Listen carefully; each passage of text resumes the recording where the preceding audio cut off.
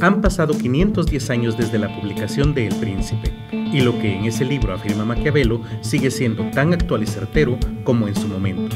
Si te interesa la política y la literatura, este es tu episodio.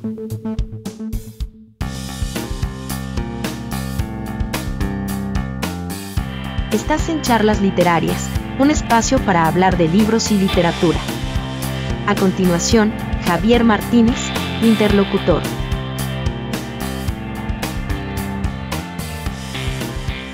Bienvenidos al episodio 3 de esta quinta temporada. Como saben, vamos a hablar acerca de El Príncipe de Maquiavelo, un libro bastante ad hoc para estas épocas electorales que al menos se están viviendo en Guatemala y que dentro de poco se vivirán también dentro de otros muchos países latinoamericanos. Este libro pertenece a la época del Renacimiento, por lo cual nuestro primer tema es precisamente ese. Ya hemos hablado en varias otras ocasiones acerca de literatura renacentista. Concretamente quiero recordarles el primer episodio de la cuarta temporada, donde desarrollamos el tema de El elogio a la locura de Erasmo de Róterdam. Se los recomiendo si quieren escucharlo después de este episodio. En general, ¿de qué se trata la literatura del Renacimiento y el Renacimiento en sí? Muchas veces he escuchado que la gente dice o repite como loritos que el Renacimiento se le llama así porque renacen las artes. Esto es incorrecto, esto no es cierto.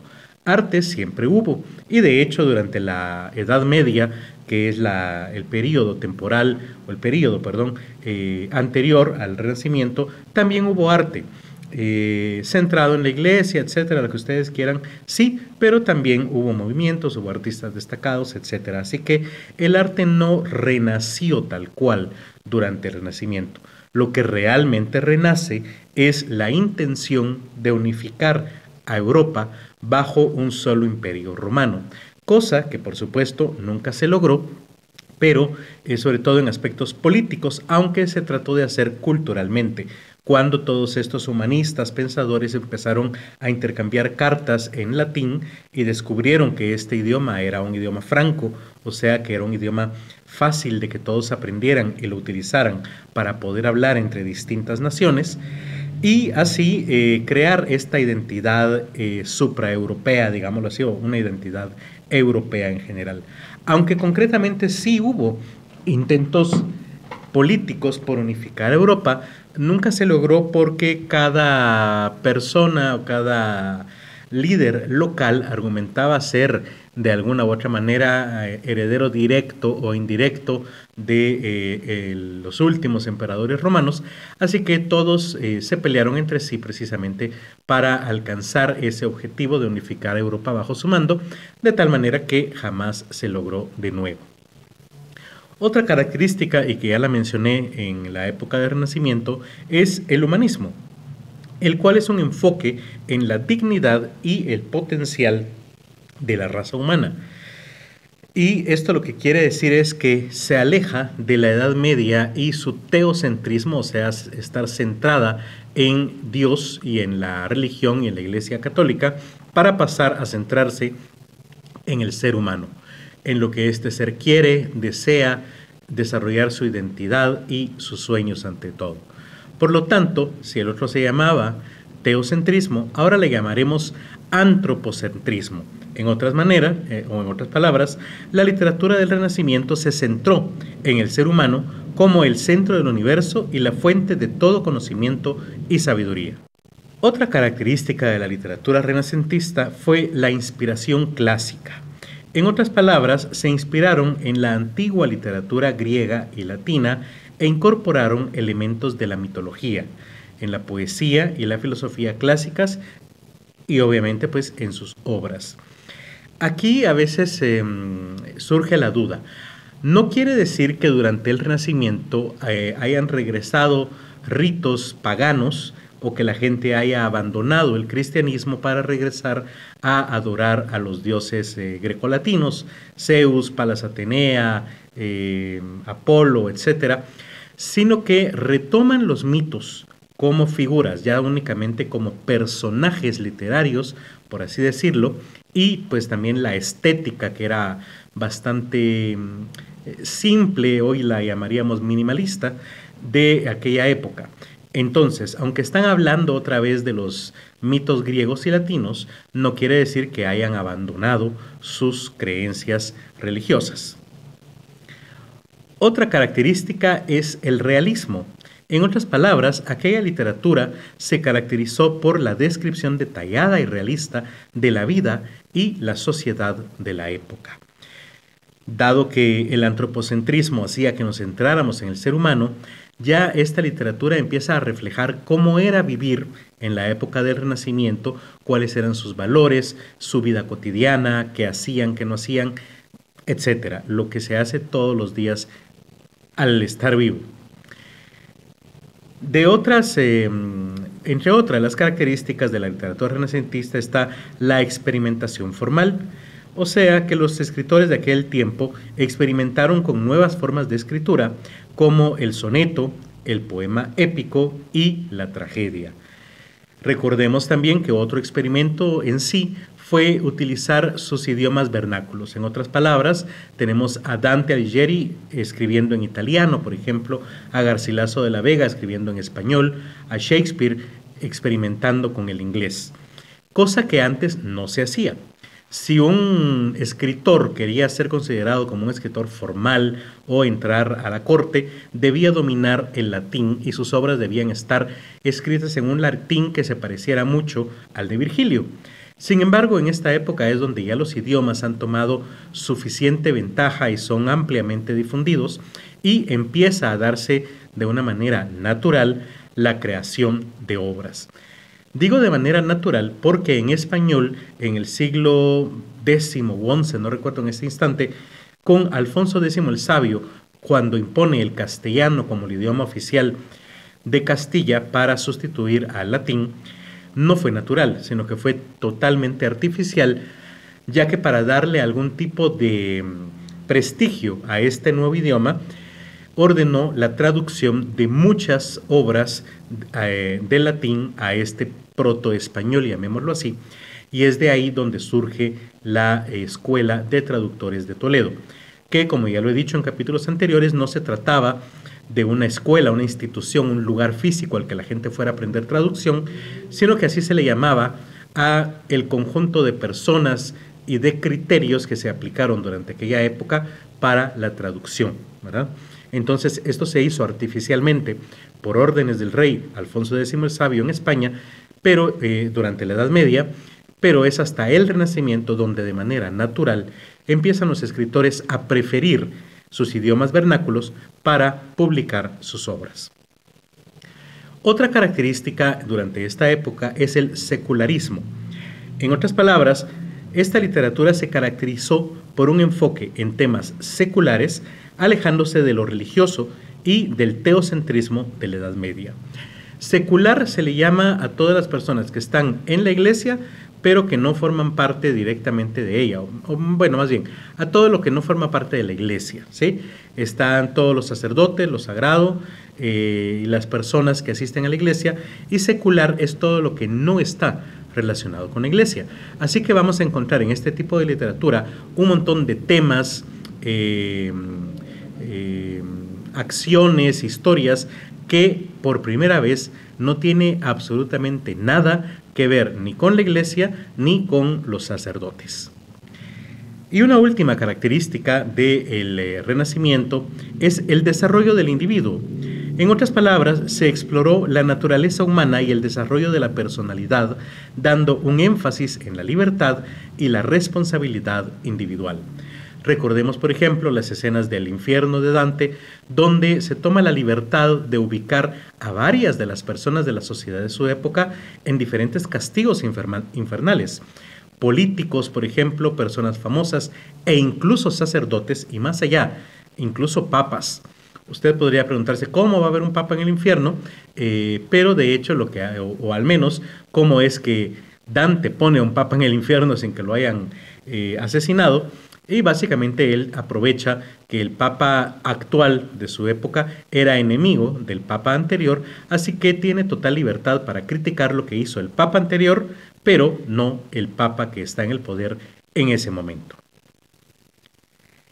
Y bien, El Príncipe entonces pertenece a esta época renacentista y su autor es Nicolás Maquiavelo. Hablemos un poquito acerca de él.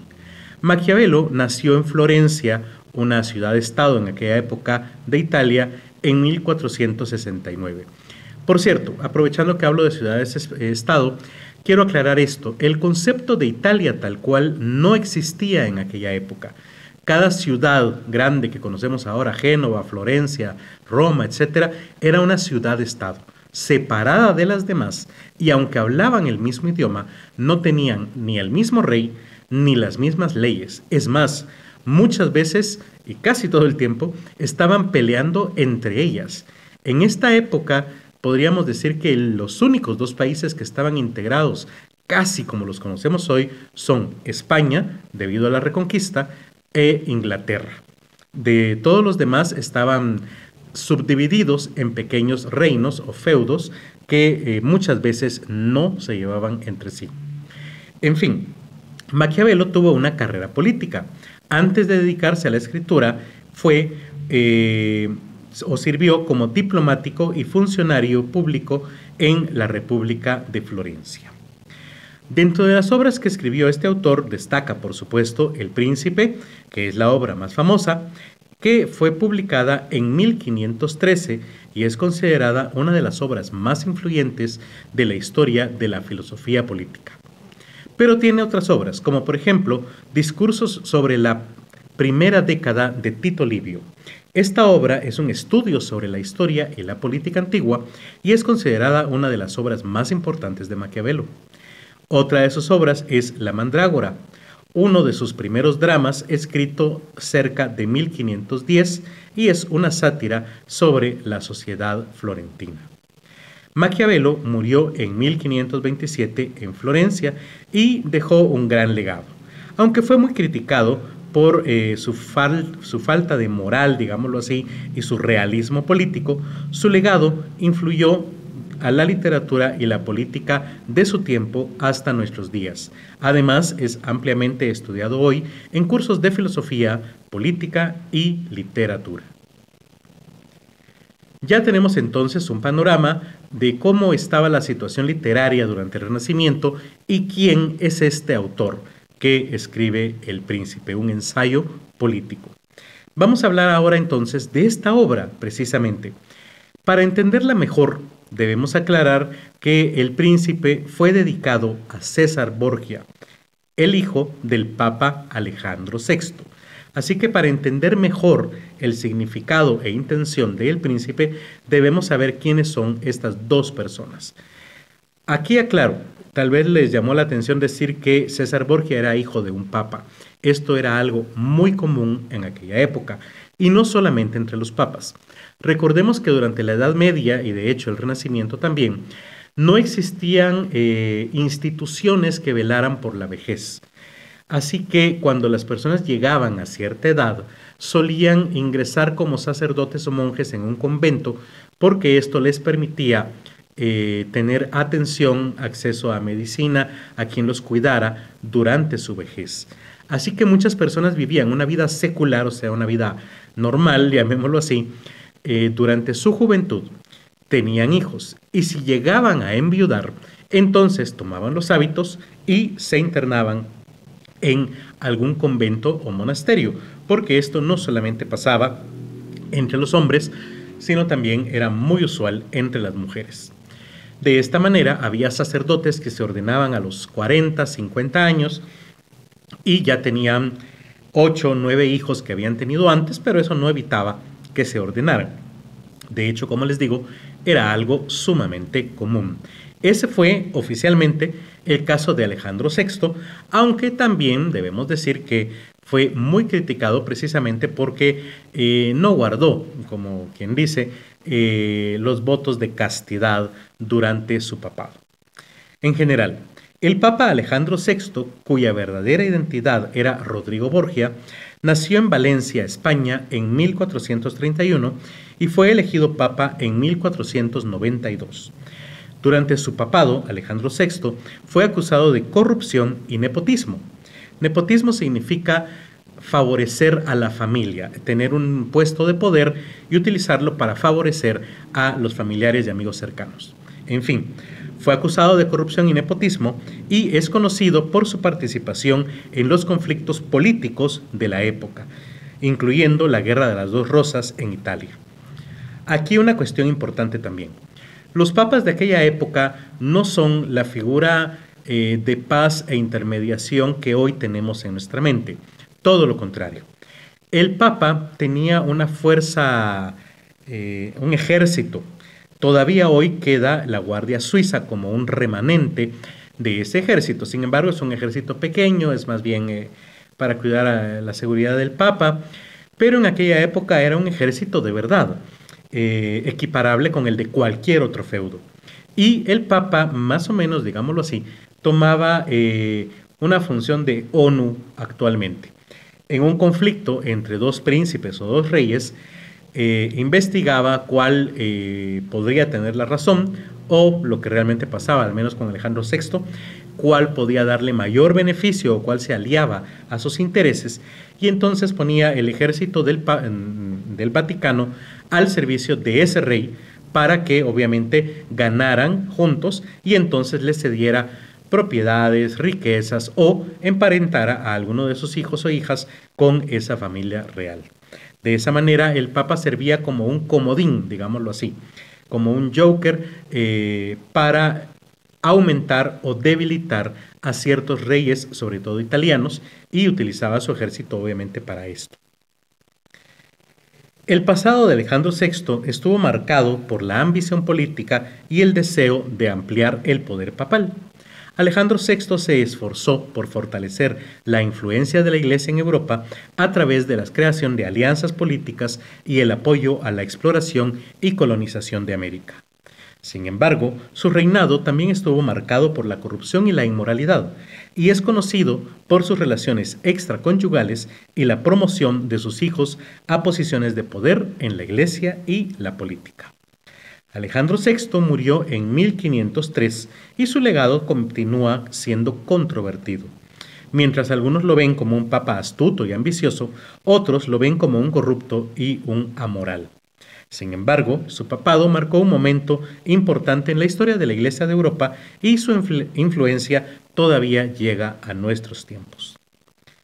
Vamos ahora entonces con César Borgia, el hijo de este papa a quien Maquiavelo le dedica y de hecho le regala El Príncipe. César Borgia fue hijo del papa Alejandro VI y nació en Roma en 1475. Es conocido como uno de los más influyentes políticos y militares de la época renacentista italiana. Después de estudiar Derecho y Estrategia Militar en Francia, César Borgia regresó a Italia y comenzó a trabajar con su padre en la consolidación del poder papal en la península italiana. Durante este tiempo, César Borgia se destacó como un astuto político y militar y logró expandir su influencia a través de alianzas y victorias militares. Sin embargo, su reinado también estuvo marcado por la corrupción y la violencia, y es conocido por sus matanzas indiscriminadas y su disposición a eliminar a aquellos que consideraba una amenaza a su poder. César Borgia murió en 1507 a los 32 años, y pues también su legado es actualmente muy estudiado y debatido por historiadores y filósofos políticos. Mientras algunos lo ven como un líder astuto y ambicioso, otros lo ven como un cruel y despiadado tirano. De todas formas, su importancia en la historia todavía sigue siendo estudiada hoy. Y fue a él, a César Borgia, a quien Maquiavelo dedicó El Príncipe, el cual es un tratado político escrito en 1513 y publicado en 1532. La obra es un análisis de la naturaleza política y del poder de Italia renacentista y ofrece una visión única sobre cómo un príncipe puede adquirir y mantener la paz. En El Príncipe, Maquiavelo argumenta que los príncipes deben ser astutos y flexibles en su política y que deben estar dispuestos a utilizar la violencia y la astucia para alcanzar sus objetivos. También señala que los príncipes no deben ser guiados por la moral ni la ética, sino por la realidad de la situación política y los intereses del Estado. En este ensayo se divide en 26 capítulos que abordan de manera resumida los siguientes temas. Las clases de principados o de estados que existían en aquella época y que pueden ser ganados por el príncipe, heredados, regalados y de muchas otras formas. Cada uno lo aborda Maquiavelo en su libro. El otro tema que desarrolla es los tipos de ejércitos de los principados y cómo ejercer la fuerza. Este es tal vez uno de los principales temas que se desarrollan, ya que aborda todo tipo de ejércitos y especialmente cómo los ejércitos pagados, digámoslo así, los mercenarios, son los menos recomendables para un príncipe. El otro tema que aborda Maquiavelo trata sobre los errores y aciertos de un gobernante, en otras palabras, cómo gobernar. Y el siguiente tema precisamente va de la mano, ya que es cómo administrar el poder. Ya cerrando el libro, Maquiavelo se dedica a dar ejemplos de todo lo que acaba de exponer en Principados de Italia. Y por último, cierra haciendo una reflexión sobre cómo puede llegar a influenciar la suerte en el gobierno, pero que es muy importante para el príncipe prevenirse. En otras palabras, no dejarlo, no negar que existe cierto grado de azar, pero entre menos nos preparemos para enfrentarlo, entonces más estaremos a la deriva y expuestos a que la suerte o el destino cambie nuestros planes. La obra ha sido objeto de controversia a lo largo de los siglos debido a su defensa de la amoralidad en la política y su afirmación de que el fin justifica los medios. Sin embargo, también ha sido vista como una obra clásica de la literatura política y ha influenciado a filósofos y políticos, así como a líderes políticos y militares a lo largo de la historia. En resumen, El Príncipe es una obra fundamental para comprender la visión de Maquiavelo sobre la política y el poder, y su influencia continúa siendo relevante en la actualidad.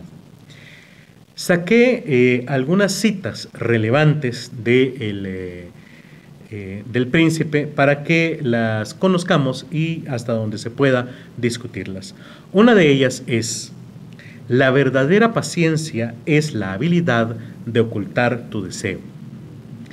Maquiavelo ve al gobernante como un ser humano que puede tener deseos y pasiones, así que le recomienda ocultarlos. Digamos, la idea de Maquiavelo de la política es una combinación de poder, de chisme, de manipulación ante todo. Otra frase: el fin justifica los medios. Esta es seguramente la frase más famosa del Príncipe de Maquiavelo. Ustedes podrán estar a favor o en contra. Lo que quiere decir es, no importa lo que haga, siempre y cuando sirva para alcanzar efectivamente aquello que se desea o que se necesita, sobre todo en la administración pública. Otra cita: un hombre astuto puede planear el futuro, pero solo el destino lo controla. En otras palabras, y en esto hace mucho hincapié Maquiavelo, él insta a que todo gobernante debe estar preparado, debe tener planes y debe tener opciones para esos planes si no llegan a realizarse o solamente se realizan parcialmente. De esta manera, él admite que muchas veces la suerte no la podemos controlar, pero lo que podemos hacer es prepararnos para cualquier adversidad. Otra cita del Príncipe es: el príncipe debe ser capaz de adaptarse a todas las formas de guerra. Como bien dije en su momento, tal vez el contenido principal de esta obra gira sobre los tipos de ejércitos y cómo controlarlos y dirigirlos. Menciona Maquiavelo, por ejemplo, que no recomienda los ejércitos mercenarios porque hay que pagarles, que lo mejor es un ejército local, dirigido directamente por el príncipe y que confíe en el príncipe, pero que a la vez también le tema. Vamos a hablar un poco acerca del temor más adelante. Y de esta manera, el príncipe o el rey debe estar preparado para hacer la guerra contra cualquier tipo también de ejército que pudiera llegar a enfrentar. Otra cita: es mejor ser temido que amado. De hecho, en un momento vamos a leer un extracto de la obra donde precisamente se desarrolla este tema, así que no voy a entrar tanto a debatirlo. Otra cita: el poder político depende de la fortuna. Y sí, pero como dije, también depende de estar bien preparado ante cualquier cambio en la fortuna o en la suerte. El príncipe no debe ser demasiado virtuoso ni demasiado vicioso. En otras palabras, el príncipe no debe destacar tanto que despierte los celos de las personas y quieran arrebatarle el poder, pero tampoco tan vicioso que llegue a ser odiado y el pueblo quiera liberarse de él, porque entonces en cualquier momento lo van a traicionar para permitir que otra persona tome su lugar. Otra cita: el éxito en la política depende de la astucia y la habilidad de adaptación. Y efectivamente, como les decía, esto viene también con lo de los planes. Hay que tener muchos planes pensando en la posibilidad total o parcial de éxito y de fracaso. Otra cita: la virtud no es suficiente para mantener el poder. Es necesario también el apoyo del pueblo. Y en esta parte es importante. Aunque Maquiavelo sugiere que en algún momento se puede tener retenido al pueblo con temor y de alguna manera someterlo por la fuerza, también admite que lo mejor es que el pueblo ame al príncipe para que en determinado momento ofrezca su vida en su defensa para participar en las guerras. Y por último, otra cita: la ambición puede ser la fuerza más poderosa en la política. En otras palabras, debe ser político aquel que quiera serlo y que tenga ambición para llegar a serlo. De lo contrario, no va a ser un buen administrador y mucho menos dirigirá las fuerzas del ejército a batallas campales y lograr la victoria. Pero ya hemos hablado entonces de la época renacentista, de la biografía de Nicolás Maquiavelo y concretamente de las características de su obra El Príncipe. Así que a continuación daré lectura a un extracto de este ensayo adaptado al español moderno por la editorial Kazam A en la colección Transparente, la cual incluye obras literarias del canon clásico completas y de trama fiel al original, pero adaptadas al español moderno para facilitar la comprensión del lector del siglo XXI.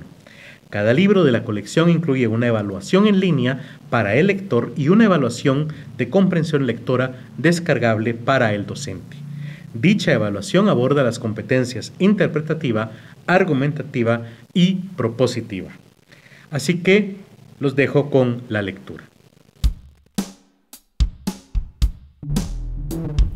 Capítulo 17. De la crueldad y la clemencia. ¿Es mejor ser amado que temido o ser temido que amado? Sigo con dos cualidades más, y puedo decir que todos los gobernantes quieren ser vistos como buenos y no como crueles. Sin embargo, hay que tener cuidado con la forma en que se utiliza esa bondad. César Borgia era cruel, pero su crueldad impuso orden en Romaña y logró unión, paz y fe. Además, fue mucho más bondadoso que el pueblo florentino, quienes por no querer ser considerados crueles, permitieron que destruyeran Pistoia. Así que un gobernante no debe preocuparse de que lo llamen cruel, siempre y cuando su crueldad tenga como objetivo mantener unidos y fieles a los habitantes. Es mejor que utilice pocos castigos ejemplares o medidas extremas hacia una persona, a no aplicar ninguno y dejar que se multiplique el desorden, las matanzas y los saqueos que perjudican a toda la población. Cuando una nueva persona toma el poder, no debe evitar los actos de crueldad, ya que toda nueva dominación trae consigo infinidad de peligros. Cito a Virgilio: Res dura, et regni novitas metalia cogunt moliri, et late fines custode tueri. Virgilio se refiere a su cruel destino y duda acerca de un estado inestable. Lo obligan a protegerlo a toda costa de sus enemigos extranjeros. Sin embargo, debe ser cauto al crear y al obrar. Debe evitar tener miedo de sí mismo y tomar decisiones con moderación y humanidad, de modo que una excesiva confianza no lo vuelva imprudente, pero que una desconfianza exagerada tampoco lo haga intolerable. Aquí surge una duda. ¿Es más importante ser amado que temido? ¿O es más importante ser temido que amado? Es mejor ser ambas a la vez, pero como es imposible que esto suceda y siempre una será más relevante que la otra, confirmo que es mejor ser temido que amado. Con el tiempo identifiqué que el ser humano es en general ingrato, inestable, hipócrita y cobarde ante el peligro, pero ambicioso. Mientras seas bondadoso, te seguirán y te ofrecerán su sangre, sus bienes, su vida y sus hijos, pero no necesitas nada de eso. Ahora, cuando la necesidad se presenta, se rebelarán en tu contra. El príncipe que confía por completo en la palabra de sus amigos está destinado a la ruina. Deberá tomar precauciones porque con las amistades que se adquieren por dinero y no por dignidad no se puede contar. Y cuando llega el momento, no se les puede utilizar. Es más fácil que un ser humano ofenda a una persona amada que a una temida. El amor es un vínculo de gratitud que los seres humanos, perversos por naturaleza, rompen cada vez que pueden beneficiarse. Pero el temor no se pierde porque se asocia al castigo. La persona al poder debe hacerse temer y cuidarse de que no la odien. Esta tarea es fácil porque debe evitar apoderarse de los bienes y de las mujeres de sus ciudadanos. Si le quita la vida a una persona, siempre deberá ser bajo una justificación lógica. Es más fácil que un ser humano olvide la muerte de un ser querido que la pérdida de un patrimonio. Siempre existen excusas para quitarles los bienes a los súbditos, y el que empieza a vivir de lo robado siempre encontrará pretextos para apoderarse de lo ajeno. Por el contrario, para quitar la vida no hay pretextos, y, si los encuentran, desaparecen con más rapidez. La situación cambia cuando se lidera un ejército. Es mejor si al gobernante se le conoce como cruel porque sin esta fama jamás podrá unir a su ejército ni tenerlo dispuesto a luchar. Aníbal tenía un enorme ejército formado por soldados de todas las etnias y lo llevó a pelear a tierras extranjeras.